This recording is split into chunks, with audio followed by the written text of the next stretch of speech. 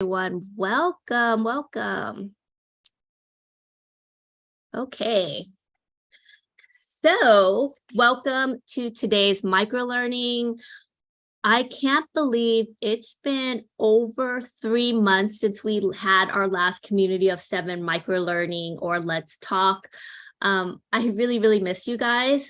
So lovely seeing all the beautiful faces in the live Zoom audience. And thank you for everyone who is watching this on live stream on LinkedIn, YouTube, or Facebook. As a reminder, you can interact, ask questions in the comments, whatever platform you might be on. And we'll be moderating those pages as well for questions or comments. And remember, we want you in the conversation as well. So please add to the comments. If something really resonates with you, let us know. And wherever you might be watching this from, whether you're in the live Zoom audience or you're watching this via live stream, introduce yourself, give us your name, your city. And if you want to connect and grow your community on LinkedIn, let us know in the comments, because we're trying to really be able to connect with each other offline after these calls as well. And big favor to ask, so that we can help more people. If you're watching this right now, please like, comment, share, so we can help spread the word. Your interaction helps more people see our content. And as a reminder, our community of 7 microlearnings really help our listeners elevate their mindset and skill set by bringing leading authors, coaches, executives, founders, and subject matter experts. This is not a webinar where you are passively listening to a talking head. We want you to immediately take 1, 2, 3 actions after we hang up, and within 24 hours. We actually want you to learn and grow from these talks. Our goal is to democratize leadership development for all. And for those who are in the live Zoom audience, please turn on your video if you can, because we want to see your beautiful faces. I know for me as a speaker, it just makes it easier when I get to see your beautiful faces. And for those watching this on live stream, remember, we want you in the chats, interacting in the comments. Our guest for today is Amy Yip. She's a certified life transformation and mental fitness coach. She's a speaker, a facilitator, and now we can add published author to the mix. She is one of our audience, community of 7 fan favorites. She has come to speak at community of 7 over 5 times in the past 3 years. So today's microlearning focuses on her book, releasing September 28th. Make sure you pre-order it on Amazon. I also sent a link in the reminder emails with the landing page to her website as well. Her book, Unfinished Business, Breaking Down the Great Wall Between Adult, Child, and Immigrant Parents. So before we start, in the chat, I want you to type in the answer to the following question, but I don't want you to press send till I tell you. And I posted this on LinkedIn today as well. Type this in the chat or the comment wherever you're watching via live stream or in the Zoom audience. What's a one thing you wish your parents understood about you? What's the one thing you wished your parents understood about you? And don't press send till I tell you. I'm going to count down 5, 4, 3, 2, 1, and press send. What do you wish your parents had? That you're a free spirit, that you're ambitious. I love that. And keep them going. And then that I love speaking. And I'll add on to that as we go. So some of you may have came here as a result of something I might have posted a few days on LinkedIn, where I talked about my mother, who is slowly dying of late-stage dementia. So in the post, I talk about yearning for my parents to be, when I was younger, like my friends' parents. I so desperately wanted my parents to tell me that they love me. I knew in my heart that they did, but I just wanted them to say it, right? It's something that my husband and I, Kevin, talk about all the time. So my husband is Jamaican, and his parents are so affectionate. They hold hands to this day. They're always telling the children how much they love them. And I remember telling my husband, Kevin, that I never once saw my parents hold hands. I never saw them kiss. And when I told him that I never actually heard my parents say, I love you, until I was an adult and literally had to force my mom to say it, that he was just really perplexed. Like he couldn't even fathom that. Growing up, I felt like I was never good enough. Even when I got straight A's, it was like, why didn't you get an A+? Even when I got into a good, college, got into Stanford, why didn't you get into Harvard? Eventually went to Harvard. I felt like my love was always bound to what grade I got or how dutiful of a daughter I was. So when Amy reached out to me and discussed the topic and the book that she was writing, I immediately got it. It was like ding, ding, ding. I was like, this is a topic we need to talk about, because it's something that we rarely do talk about as adults, right? We have all of these emotional baggages that we get from how our parents raised us, and we rarely talk about it, right? When we get older. And so we pass on these generational curses to our kids. And, having adult child parent relationships is already hard. But when you add two different cultures to the mix, you have immigrant parents to the mix, you get a ticking time bomb of misunderstanding and cultural clashes. So in her book, Amy says there is a universal struggle many of us face when it comes to our relationship with our parents, the pursuit of their approval, the weight of expectations, and the burdens of unspoken obligations.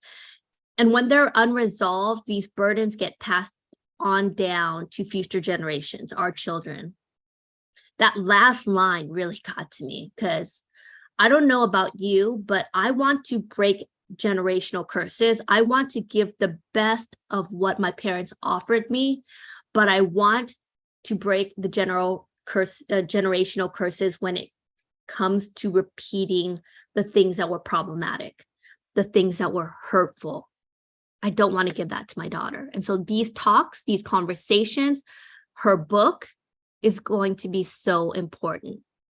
And so in today's talk, we're going to be talking about the intersection of intergenerational dynamics, how it interplays with our professional development, everything from that to leadership and the pursuit of success within the context of the relationship between adult children and our parents.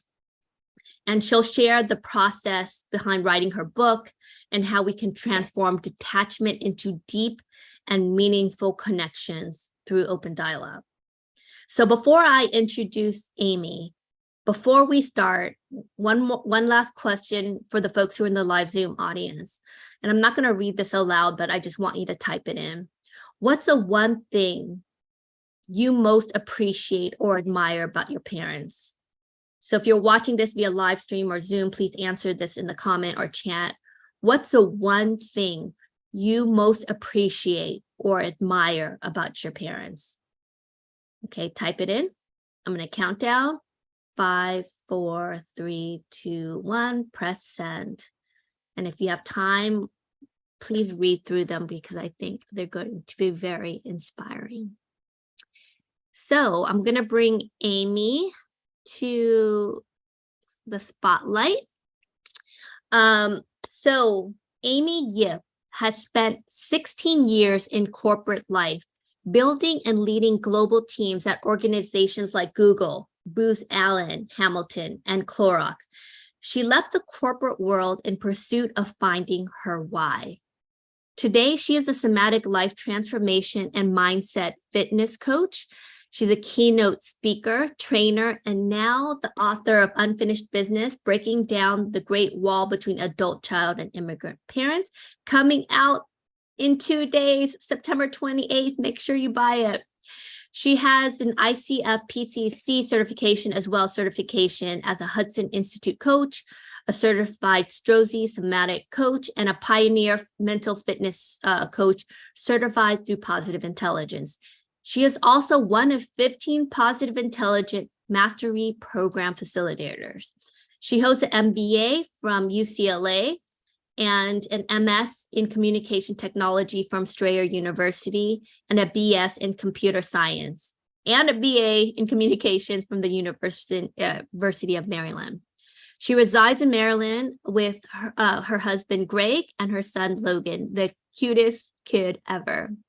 So, Amy, drum roll, welcome. Thank you. I'm so excited to be here. And it's exciting because also my book's coming in 2 days, and so it's getting really close. I am so excited to get my copy off of Amazon. So first question I have for you, what inspired you to write Unfinished Business? How did it all start? Yeah. So as you told everyone, I am a life transformation mental fitness coach. I work with a lot of women, specifically Asian American Pacific Islander women. And so 3 years ago, I was working with a client. She's 55, senior vice president at one of the most prestigious large banks in America, right? Pretty successful. And she came to me because she wasn't happy in her career. She was trying to figure out, what do I want to do next in my life? And through our coaching, she discovered, I miss creative work. I love creative work. And I really want to start my own business and go into creative work. As we started talking about it, she said, you know, Amy, I'm not going to be able to do that till after my dad passes away. And I'm like, what makes you think that? What makes you believe that? And she said, because he expected that once I became senior vice president, my next step was president. And I haven't achieved that. And I don't want to disappoint him. And as we started talking even more, she said, I go into this mode, little girl mode, where I just become so afraid of his disapproval, his criticism, and I cannot have conversations with him about it. I can't tell him what I really want to do with my life. So I'm just going to wait. And I started seeing the same pattern among a lot of my clients, where they go into little girl, little boy mode, afraid of their parents' disapproval, still yearning for their parents to love them for who they are, but too afraid to have these conversations. And so I started wondering, what are those stories that I have about my own parents? And mind you, at this time, I have done so much self-work. I'm like, oh, I'm good. I don't have stories, like I'm healed. But then when I actually sat down to look at what are the stories that I have, I realized that I still have so much baggage with these beliefs, these stories, these myths that I had about my parents. And so this was also amidst the COVID situation, the rise of AAPI hates, and all these elderly people getting attacked, that reminded me of my parents. And so I had this moment of, I only have this one chance in my life to have these conversations, change my relationship with my parents, and really understand their life story. And so I called up my dad and I said, hey, would you be willing to have these conversations with me? And that was how it started 3 years ago. Wow. I mean, it's, I've mentioned that story about my mother, and I wish I had had those conversations with her when I could have, because now she has dementia and I can't have those stories. And so how brave of you to have those difficult conversations. Like, how did your parents react when you first asked them?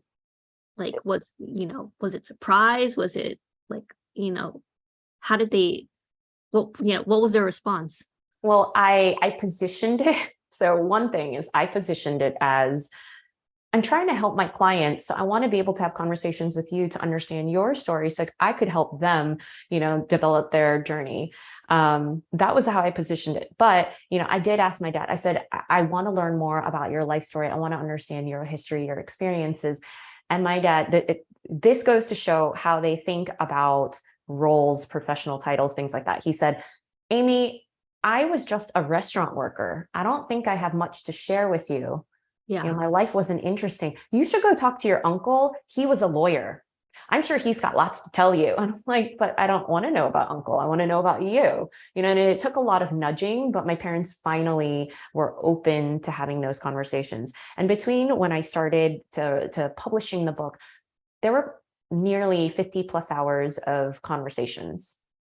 And the first 20, 25 hours, maybe even 30 hours, they were full of tears, anger, frustration, resentment. I wanted to quit so many times. And if it wasn't for Greg, who, by the way, when you were telling the story of you and your husband, right? Like Greg is this white guy, his family's from Wisconsin. He grew up in Arizona. When he heard about my parents not saying, I love you, and, all those expectations, he was like, this does not comprehend. I don't understand. But he's the one who really encouraged me throughout this journey. Every time I came home and I would be like, I can't do this anymore. I don't know why I'm trying to do this. My parents are just never going to be like this. The parents that I want them to be. He's the one who kept me going. It's funny that you talk about generational curses, because we kind of looked at it in the context of raising children, our own children. But I also kind of look at it in terms of relationship with your spouse, because I know, like, I've had these issues with my husband too, where, never seeing my parents kiss or say I love you. I realize that I kind of perpetuate some of those things. So even though I can be warm and cuddly with my daughter, sometimes it's a little bit harder in adult relationships, like hugging a friend or with my husband. So it's funny that you sometimes unintentionally repeat some of the things you learn without even knowing, right? Yeah. How we show up in the world, a lot of it is shaped by how we were raised by our parents. The other piece is because I've been studying a lot about intergenerational trauma. Trauma gets passed down. There's been so much research on it. It gets passed down genetically or biologically. It can also be passed down through the environment we're raised in. So, there is that question of, is it environment versus, nature versus nurture? And it's what they're seeing is it's both.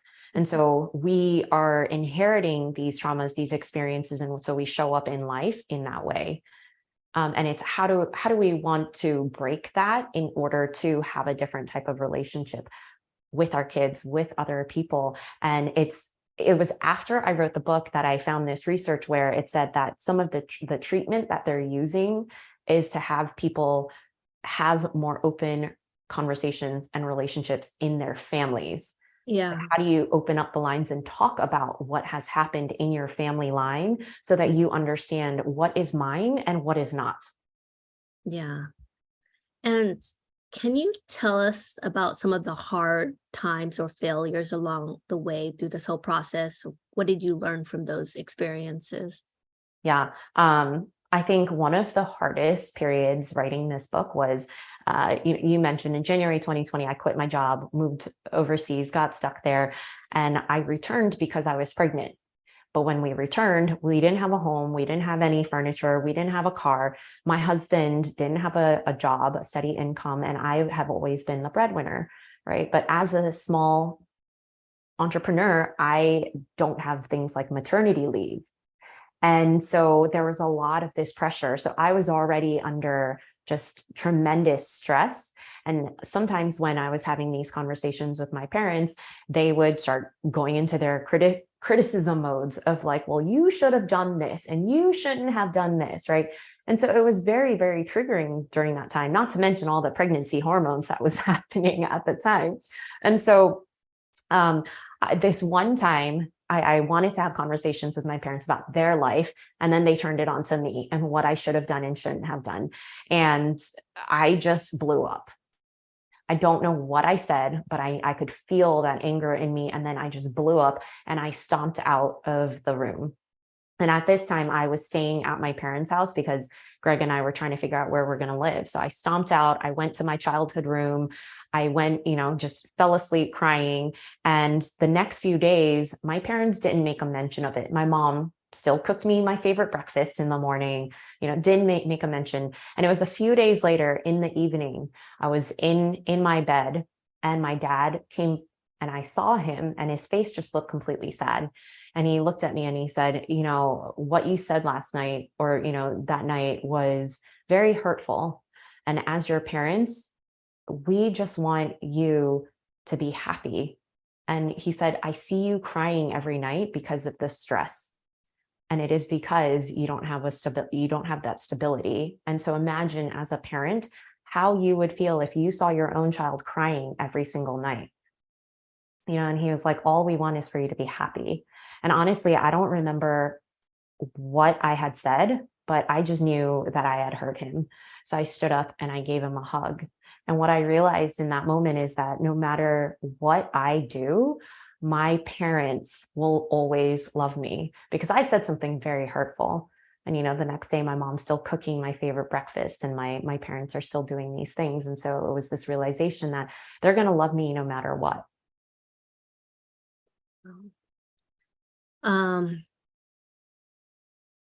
You're making me want to cry, but I'm gonna hold it in.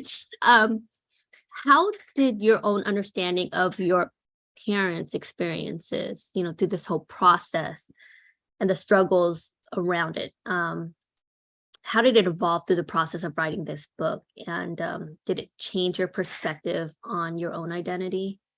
Yeah, I think one of the things that I didn't realize during this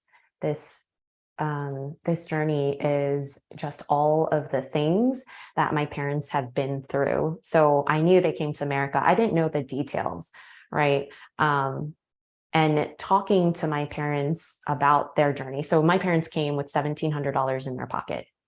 They left a 2-year-old and a 7-year-old, so my 2 older sisters, back in Hong Kong so that they could work and establish their roots here before going back. So imagine leaving a 2-year-old and a 7-year-old. Like I could never imagine doing that. It would just be so hard, right? And not knowing when you're going to see them again. And the even harder part was my younger sister my middle sister, she had a hole in her heart. And the doctors in Hong Kong just weren't proficient enough to save her. So my parents were also coming here so that they could get her medical care here to help her survive. So it was this like ticking time bomb for them of we need to establish ourselves and make enough money to bring my sisters over here so that my sister could live. Right. And so the pressure of that is unimaginable. And so understanding these little pieces about my parents, understanding like my mom and my dad, the journey of their childhood, the scarcity. My dad's father died when he was 11. My mom grew up without her parents because they had to escape communism. So just like all these stories help me to understand, oh, that's why they are the way they are. My mom had to share an apple with 5 other siblings. And so her viewpoint of love is you get to have your own apple. That's always been her dream is I can give my kids their own apple and they don't have to share it. And that's why she shows her love through food. And so just understanding that now my sense of who they are and my relationship with them is so different. Like, I don't need them to say I love you to me because I see it when she peels me that apple. Well, as you were kind of telling your story, I think we kind of have very similar path. And I think that it's a powerful exercise for those of us who are watching this right now who haven't done so, is to kind of go and talk to, if you are lucky enough to have your parents still alive or not ravaged by dementia, is to go to your parents and ask them, tell me about when you grew up. Because I think the realization of their experience changes everything. Because, for me, I always was so frustrated why, my mother growing up was always worried all the time. And it was the subsequent conversations that we had when I was adult where everything made sense. Like we were literally escaping Vietnam when I was, 8 months old, and I was literally in her wombs, people dying everywhere, afraid of not being able to escape this country and literally getting killed if we couldn't find an escape route. And from that lens of the history of my parents, I could understand why they weren't able to show me the love that I wanted. It's because we came from two different life experiences, right? So I think that's powerful. You kind of going back and hearing your parents' story. Yeah. So how did these conversations with your parents, Amy, did it impact your relationship? Like, did it make it stronger? Or like, I'm really curious because I think that is so powerful, just being able to have these conversations now as an adult. Yeah. You could see the big grin on my face because clearly it has changed our relationship so much. One big area is my parents, when I was growing up, like you said, Lan, right? Nothing is ever good enough. You didn't get the A+, you only got an A. And so my parents never, ever said they're proud of me. And when I used to tell my parents that, oh, I'm going to go speak or I'm going to go do this thing, my dad was like, why would anybody pay you to speak? I'd pay you to shut up. He said it in a joking way, but still, I'm like, oh, thanks, Dad. And in a few months ago, I had a speaking engagement and I had my dad take me to the airport. It was 6 a.m. And I felt so bad. He was really tired. And I said, you know what, Daddy, go home, get some rest. I really appreciate you taking me so early in the morning. And he said, seeing my daughter go do her thing gives me energy. Right. And I was like, what? So it was just so, I don't know, heartwarming. But I think that even more like the bigger shift in our relationship has just been how honest and open and accepting they are. So I am on this fertility journey to try to have a second child. In May, I had an embryo transfer. It was unsuccessful. And my dad called me to ask me, oh, how's it going? When do you find out? And I already knew at this time, I don't have a kid, right? I'm not pregnant.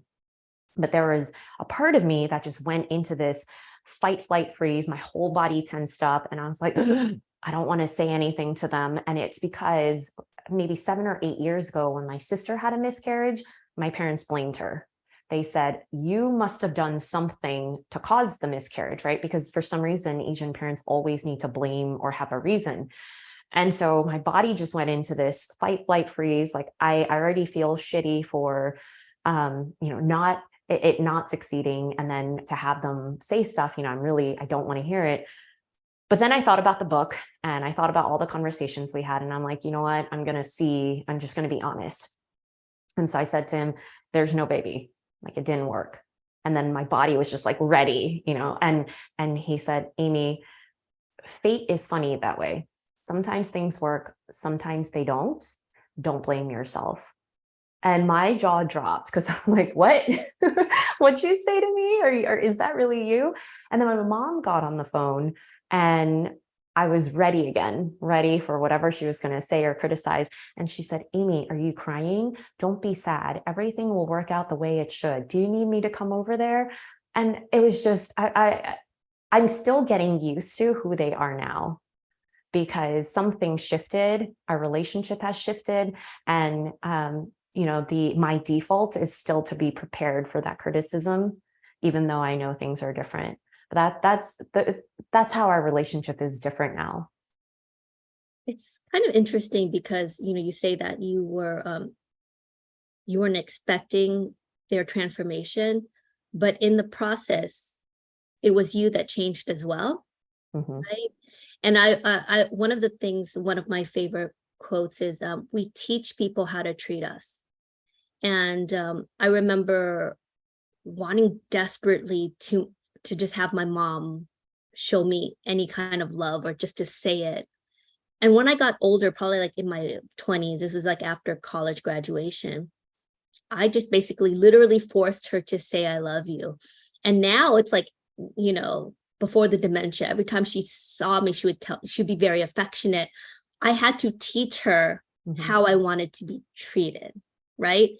And it's sometimes in those, even as an adult, if we can't get what we want from our parents, sometimes we have to be the one that takes on the parent role by teaching our parents how we want to be treated. And I think that's what you did by having these conversations.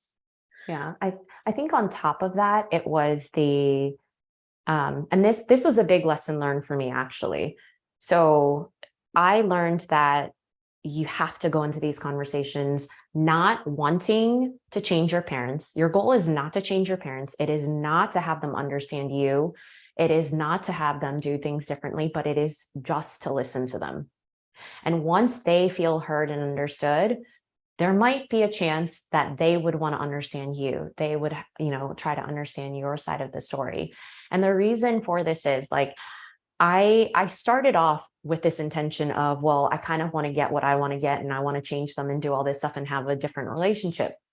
And then I got pregnant, the book took a pause, and then I had Logan. And after I had Logan, I went back to some of the recordings and I listened to them. And I'll tell you, my tone was not nice. Like my words were okay, but my tone, there was definitely a defensiveness. There was like a, like kind of attitude. And I was thinking about it. If Logan grew up and talked to me in that way, it would feel so hurtful. Like it would hurt me if he talked to me. And I thought about, if I would be hurt, I imagine how my parents are feeling, having me try to like listen to them and have them share their stories, but then I'm giving them an attitude about everything. Right. And so my whole approach changed at that point. I went into these conversations with purely wanting to listen to them.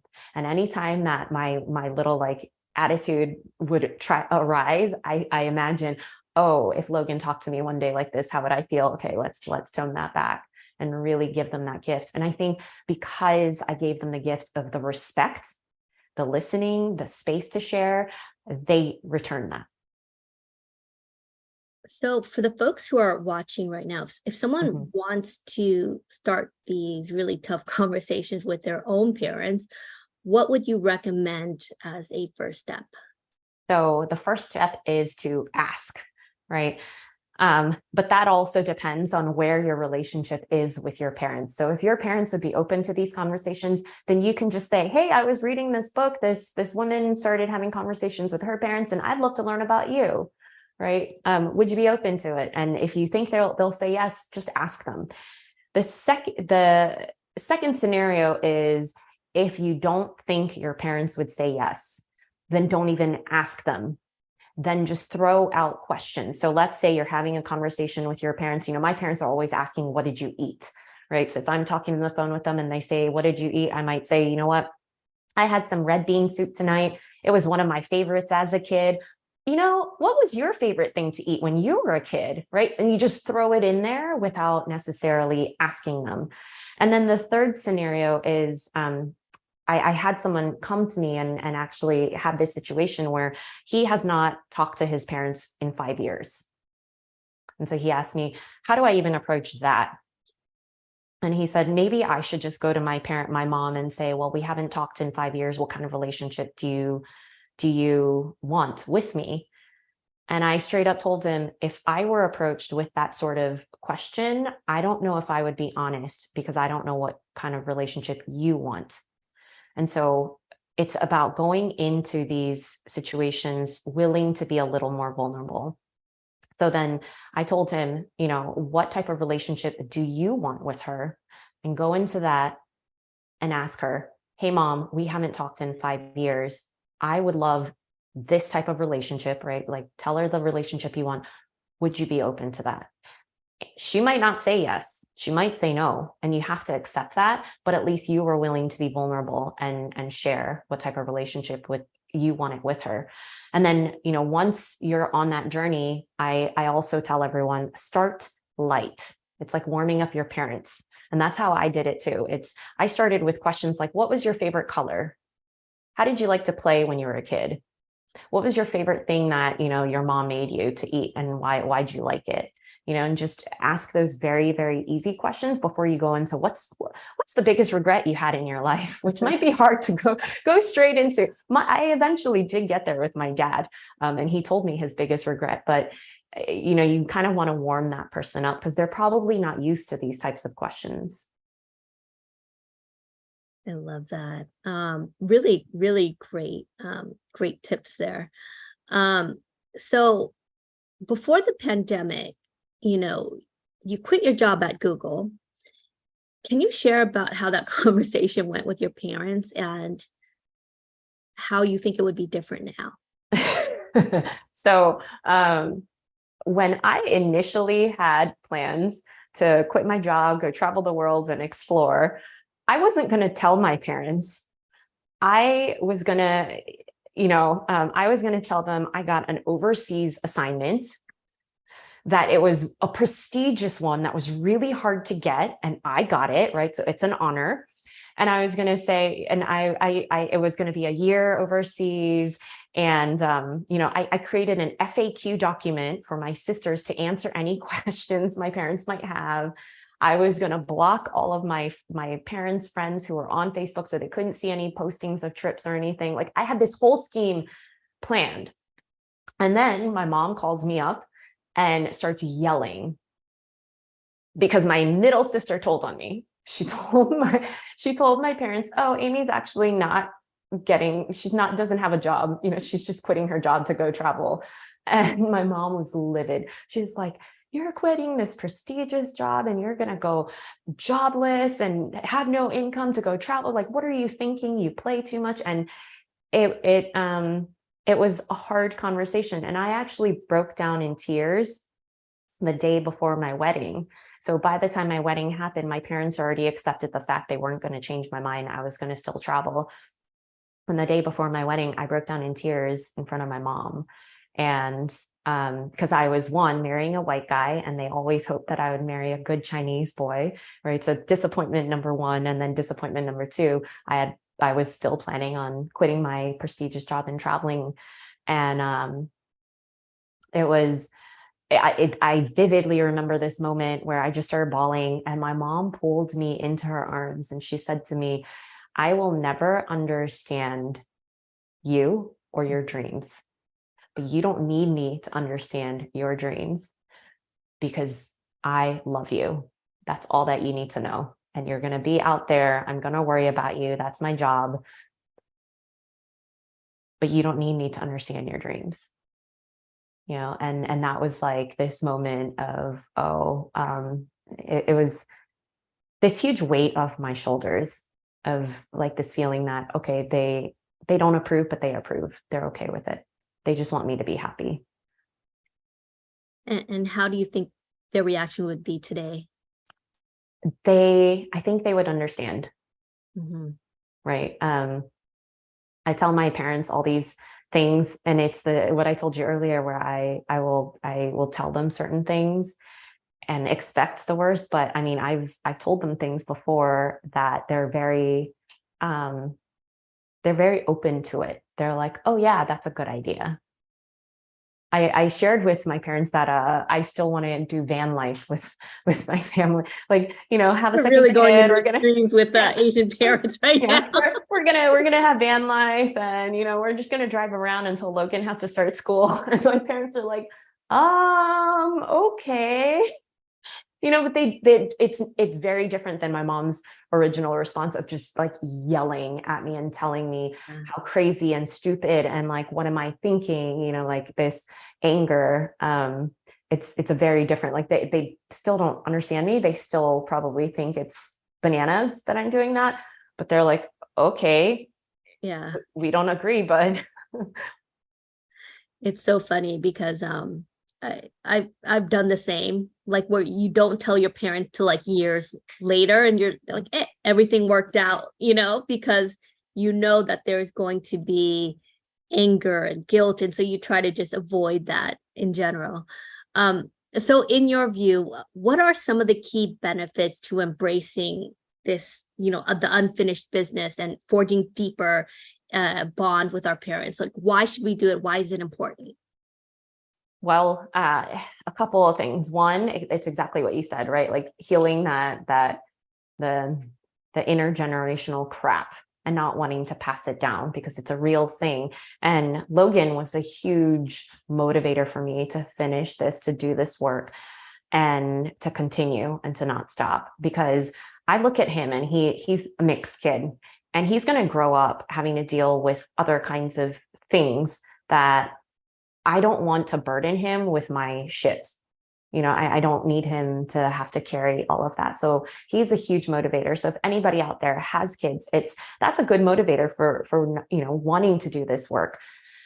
And the second piece is it feels so light to not carry that armor around my parents anymore.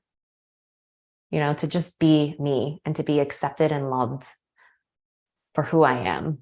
And at the end of the day, from all of my coaching work with a lot of my clients, the thing that holds us back oftentimes is how we were shaped based on how we were raised.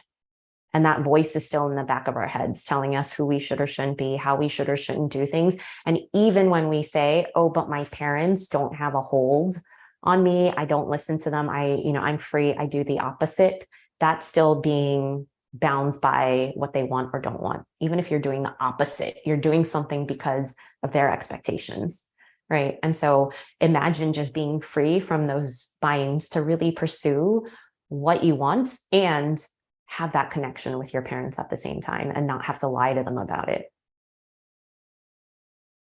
And so and we're going to open it to Q&A shortly. So one last question before I open it to Q&A. What do you hope the readers get from reading Unfinished Business? Like, how do you want it to impact people? Two big things. One is I really hope that people see that our parents are all human beings too, right? We oftentimes see our parents as these authority figures or as these these individuals from when we were young, when we were like 8, when we were 7, whatever that is.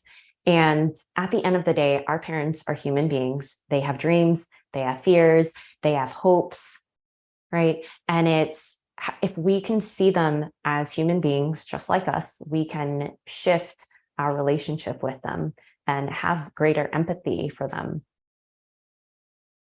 And I'll throw in one more thing. As a parent, I know no parent is perfect. Like we're all, and at the end of the day, we're all human beings. We're all perfectly imperfect human beings. We're all trying to figure it out, right? Yeah. And our parents did the best, even if they effed up to no end, it's like they were just trying their best as human beings to do what they do as human beings in this world. Yeah. That is such a powerful realization. So I want to open it up to questions. Does anyone who's in the live Zoom audience have a question, or if you're watching it via live stream and I see it, put it in. If you have any questions, put it in the comment. I will read some of the comments in the chat right now. And Carlo de la Fuente says, I have a trip this weekend with just my siblings and our mom. I want to use this opportunity to have these type of conversations. Going to give her space and listen. Great advice. I love that. Yay. Carlo, if you feel comfortable and you want to unmute, can you kind of maybe just, if you have a question, or what are some of the questions you think you'll be asking your mother? If you are still on the line and you want to unmute, Carlo. And if you don't feel comfortable, you don't have to turn on your video. No? Okay, maybe Carlo is a little shy. Does anyone have any questions they want to ask or anything? You could also just unmute and ask. If not, then I will ask maybe some potential questions. So, Amy, before we got on, you kind of mentioned that you've been doing these talks with a lot of different ERG groups and Asian American groups, and you kind of recited how, especially for the Asian Americans ones, all the videos are off, and at the end, everyone has their videos on. What's been the reaction that you've been getting from while you kind of take this conversation on the road? It has been so positive. One of my favorite comments has been someone saying, this is healing in itself, just this conversation, and being able to open up to share within this small space or group, and hearing that there's possibility. And so a lot of people are on this, oh, there is hope, right? And I tell everyone this because everyone's like, oh, your parents must be different. They must just be, more open or whatever. And I promise you, it was not the case. The first 20, 25 hours, I said that, right? I wanted to give up so many times. And so it's remembering that there is a possibility. It's not going to be easy. So if you're going to embark on this and think it's going to be easy, it won't be easy. So having a support system, like for me, it was my husband. So having a support system as you go on this journey, expect to be angry, expect to have tears, and have someone that can give you that hug that you need when you're done. Love that. I mean, what this conversation really makes me think about is I think of this book by Bonnie Ware. She was a palliative nurse, and she worked with dying patients who were in the last few weeks or months of their lives. And she asked them all this question, what are your top regrets? And so she ended up writing this book, the top 5 regrets of the dying. And the number 1 regret is, I wish I had lived the life I wanted to live and not the ones that other people wanted me to live. And I think about how, especially a lot of immigrants, Asian Americans, we so want to get the approval of our parents. And you give the example of that executive, and I think I know who it is because she's a friend as well, who even at the age of, whatever, however old she is, 40, 50, whatever it is, still will make decisions based on whether she can get the approval of her father or not. Right? Yeah. And for me, just with my mom, and one of the clarities of having a loved one who is dying of dementia is that you are literally, it's almost like you are seeing them die very slowly. And there's this realization that I don't want to live like that I want to make sure I'm living the life and not have any regrets when I look back as I'm older. And so, just this conversation that we have, it's like, how many of us are making decisions, even when we think we are making this decision on our own accord? In the back of our minds, it's like, whether it's TV in terms of how you should look, how you should act, what job you should have.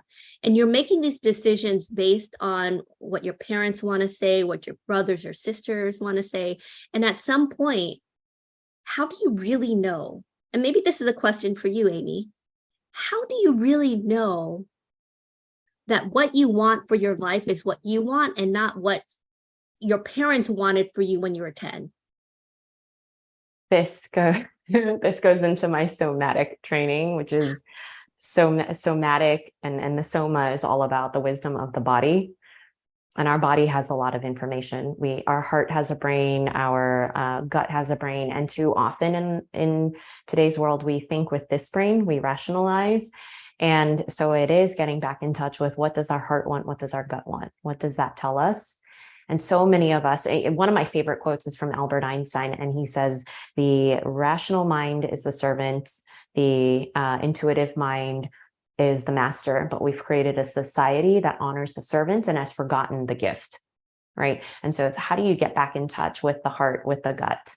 and not this thing. If you're like analyzing decisions with this, then you're not going to be leaning into living in joy or living a purposeful life, because this thing is not meant for joy. It is for survival, for like status quo. And so it's really about leaning into that. If you look at a child, if a kid says, I want to be an astronaut, does the kid then go, oh, but it's going to take me 8 years of school. School's going to cost $100,000, and the chance of me going to Mars is 1%. So I'm not going to do it. No, the kid goes, gets a cardboard box, put it over his head, and runs around and says, I'm an astronaut. And so it's tapping into that part of you, that inner knowing of what you want. And you have a lot of the wisdom inside of you. It's the rational brain that, because of survival, not wanting change, not wanting risk, that talks you out of it. I'm laughing because I'm thinking being a parent as well. My daughter, she's like, one day she'll want to be a ventriloquist. The next day she wants to be Doc McStuffin. And I remember there was one period where she was like, I want to be on America's Got Talent. And the mother in me was like, well, you could probably get on it, but you need to get singing lessons. You need to do this. And I was like, I caught myself because I was like, you know what I mean? I was like, I am the buzz killer, right? But we do that to ourselves in a lot of ways, right? The why we can't. But then, as you mentioned, it's a way to protect ourselves. Yeah. So last question I have for you. What other projects are you working on? And, well, actually, I have one more question after that. But what other projects are you working on? Let us know. So I see a hand up. Do we want to? Oh, sorry. Yes. You know what? Before I get to my question, Denley, do you want to unmute and ask your question? Yeah, thanks, Len, and thanks, Amy, for your perspective on like parenting and adulting at the same time as well, and getting back to that that the childhood that's maybe some have lost, and the novelty and the playfulness. One thing that struck me as I was with my wife and we were parenting our children, and one of the things I found very fascinating, like within, so we're Afro-Caribbeans and West Indian background, Jamaican, but maybe similar with a African-American experience as well, where we are, as parents, we teach our children to be the toe the line, behave within the box, don't do things that kind of gets me embarrassed, and we create these very polite and nice children. But then I notice sometimes in, say, my non-Black friends, and maybe specifically white friends, where I felt they didn't have the same sort of discipline when we were observing, watching the child go out and do certain things. And I said to myself, could it be that the way that we raise our children make them for good employees, but not necessarily good entrepreneurs? You're straight on. Yes. It's not even, we're making them into good employees that are nice, that listen, that, are obedient, get the work done, work hard.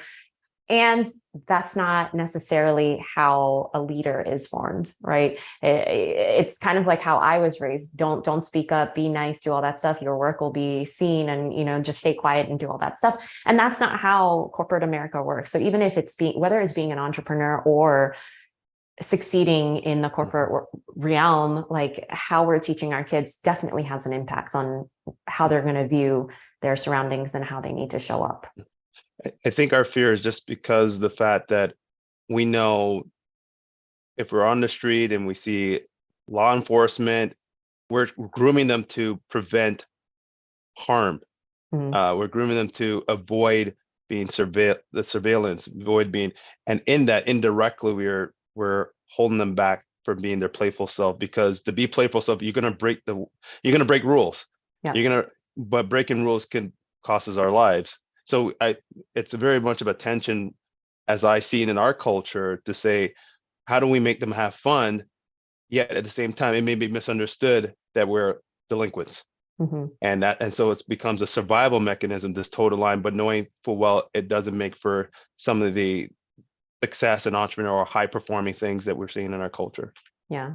And that's a hard line, right? And it really is around, and even if you want to, there's that survival piece. Is there a space that you can allow them to be playful? Like, how do you create that safe space for them to be able to do that and still be kids and learn that piece? I'm so glad Denley asked that question, because I struggle with this all the time, because and my husband's Jamaican, so it's the same thing about rule, like law and order. The parents are absolute, which is just like Asian culture and Jamaican culture is very similar, where it's about obey the adults, right? And I just remember my daughter, she just asks a lot of questions, and she's always questioning things. And I remember one time, she's a rule follower. And, she was like, well, I can't do that because, and I was like, I wanted to understand that you sometimes have to break the rules, right? And she's someone that will always follow the rules. And, as a parent, I wanted her to follow the rules. But as an entrepreneur, as a CEO, I also wanted her to pave her own path. So I struggle with that, because I want her to listen to me, right? But at the same time, I also understand that it's at the detriment when she grows up. And if she wants to be an entrepreneur and a leader and all this other stuff, she's not sometimes going to have to break the rules. She's sometimes not going to ask and beg for forgiveness later, right? And so there is that dichotomy. And I think this conversation is so powerful, because it's like sometimes the things that we learn early on is in conflict with the skill sets we need as a leader, right? So we're almost out of time. What are the projects that you're working on right now? How can we help you? Yeah. So I am actually starting a podcast. TBD on when, because let's get through the book launch first. But the podcast that I'm starting, I don't have a name for it yet. So if you have names, let me know. But it is around having people to come share their journey and their stories of their own relationships with their parents. So coming, really inspiring that they've been on this journey and where they are.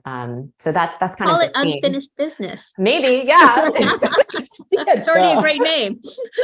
So yeah, it's the journey of where they started and then how they got to where they finished their business, or like their relationship has healed and been different. So that's a project that I'm working on. So if you read the book and you go on your own journey and reach out to me, share your stories, because I want to inspire more people to go on this journey. I love that. And in the chat right now, hold on. I'm going to share the link to Amy's landing page. I also emailed everyone in the reminder email. Sorry, I'm just trying to navigate things right now. Oh, it's not letting me. Amy, can you put that in? Because for some reason I'm like having technical difficulties with my cut and paste. The landing page to your website, the book. And I'm going to go back into the live streams on Facebook, LinkedIn, and also put in the page where you can find us, her book. But make sure you go to her website or go to Amazon and buy the book today, because pre-orders are really important for authors. And once you buy it and once you get the book, and I know you're going to love the book, make sure you comment and review the book, because it's hard being an author. And so we want to support Amy as much as we can. Thank you so much for everyone who attended. Thank you for the hundreds of people who are watching this via live stream as well on YouTube and Facebook and LinkedIn. Thank you for everyone who came to the live Zoom audience. Thank you for sharing that link. Can I have one more ask for everyone? Sure. Yes. I'm having a virtual book launch party on October 5th. My parents have never been on anything virtual. It is their first time. They're a bit nervous, but they're going to be on answering questions. They speak Chinese, so I'm going to have to do some translating. But it would be so wonderful to have just a huge audience welcoming them and giving them like high fives and things. So if you want to come, you can come. I'm putting the registration link. It's also available on my website. So awesome. So make sure you sign up for her newsletter and you'll get that information as well. If you're watching this via live stream, Amy or I will go share all of the important links and the dates in the comments on YouTube and all that other good stuff on LinkedIn. And thank you so much, Amy. That was so powerful and you. amazing. You made me cry a few times, but I love you for it. Thank you, everyone. Bye, Amy. Thank you. Your book.